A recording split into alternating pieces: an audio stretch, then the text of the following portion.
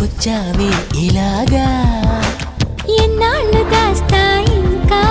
ఎండ కన్నైన పడనీకా ధన్యోస్మి అంట చిలక అందుకున్నాక అందాలని కానుక ఎలుకో నాయక రాసి చాలా ఇలాగా ఎలకు బాలిక దూసుకొచ్చావే ఇలాగా